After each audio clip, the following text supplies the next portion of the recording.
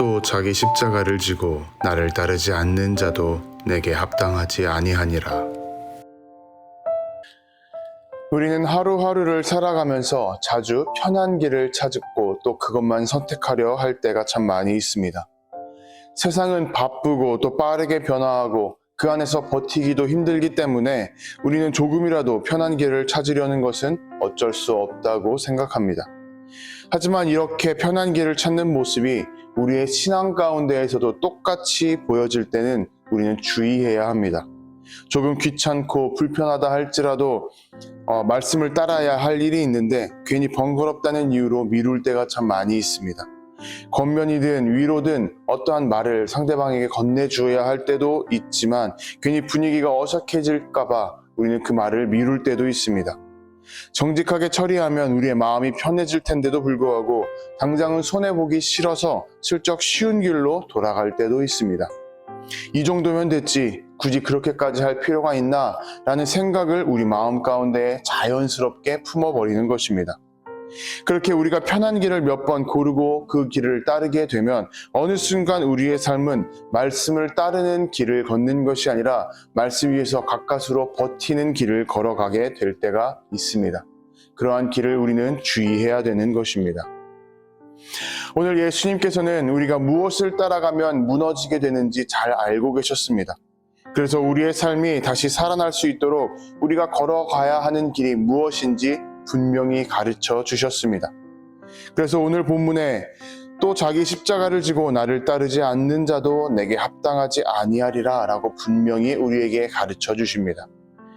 우리는 보통 예수님께서 가르쳐 주신 십자가라는 것을 인생 전체에서 가지고 가야 할 어떠한 거대한 사건이나 기도 제목으로만 생각하는 경우가 참 많이 있습니다.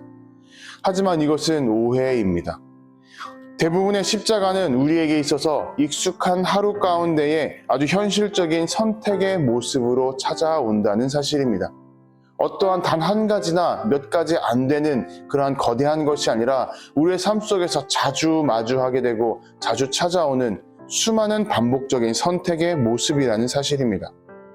우리는 하루하루를 걸어가다가 어떠한 결정을 앞두게 되면 항상 우리 앞에는 갈림길이 나타나게 됩니다.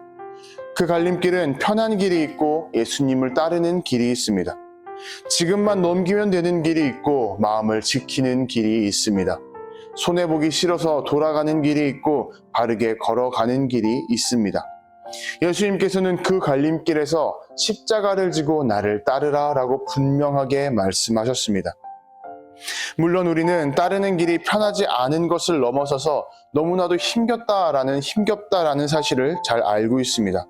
그래서 우리는 때때로 십자가 앞에서 좌절하고 흔들립니다. 그리고 그 앞에서 우리는 이렇게 생각하죠. 나는 또 흔들릴 텐데, 또 넘어질 텐데 이 십자가의 길을 잘 따를 수 있을까? 그렇게 그 마음이 우리를 주저앉고 낙심하게 만들 때가 있죠. 그리고 게다가 그 사실을 알면서도 우리는 어쩔 수 없이 편한 길을 선택하고 그 길을 걸어갈 때가 있습니다. 그리고 나중에서야 그 길을 선택했다는 것에 대해 후회하고 힘겨워하기도 하죠. 하지만 예수님께서는 그렇게 흔들리는 우리를 내버려 두지 않으셨습니다. 그리고 편한 길을 선택하고 흔들리는 우리를 또한 내버려 두지도 않으신다는 사실입니다.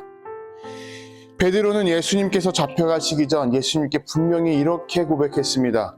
내가 주를 위하여 내 목숨을 버리겠나이다. 베드로의 말은 그 순간만큼은 진심이었습니다.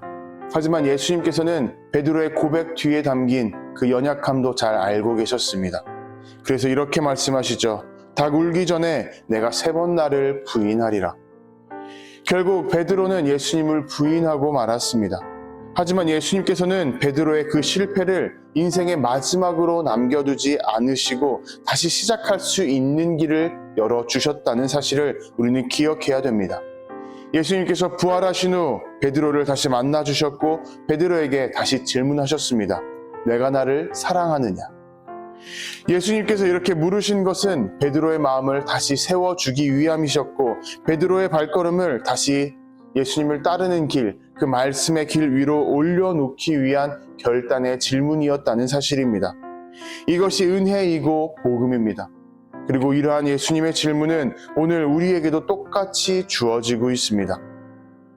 십자가는 선택의 자리에서 예수님을 따르기를 선택하고 고르는 길이면서도 동시에 편한 길을 택하여 넘어졌을지라도 예수님께 다시 돌아오는 길이고 다시 걸어가게 하는 사람의 길이라는 것을 우리는 기억하고 붙들어야 합니다. 그러니 오늘 하루 편한 길을 찾는 습관이 있다면 그 앞에서 잠시 멈춰서서 다시 주님께 한번 질문해 보셨으면 좋겠습니다. 어떠한 결정을 앞에 두고 마음이 쉬운 쪽으로 기울어질 때에 한번 멈춰서서 이렇게 질문해보고 기도해보는 것입니다. 지금 나는 편한 길로 가려고 하고 있는가? 아니면 예수님을 따르는 길로 가려고 하는가? 이 선택과 이 결정이 오늘 우리가 져야 할 십자가의 길인 것입니다. 우리도 살아가다 보면 베드로처럼 넘어질 때가 참 많이 있을 것입니다. 하지만 예수님께서는 넘어진 베드로를 포기하지 않으셨습니다. 다시 만나주셨고 다시 질문하셨고 다시 일으켜 세워주셨습니다. 그리고 다시 걸어가게 하셨습니다. 오늘 우리에게도 이와 똑같은 은혜가 주어졌습니다. 자기 십자가를 지고 따르라는 말씀은 오늘 우리의 걸음을 다시 세우시려는 예수님의 부르심입니다. 그러니 오늘 하루 편한 길이 아니라 예수님을 따르는 길을 선택하며 넘어진다 할지라도 다시 일어나 예수님께 돌아가 한 걸음을 내딜 수 있는 우리 모두가 되기를 주님의 이름으로 도전하고 축복합니다.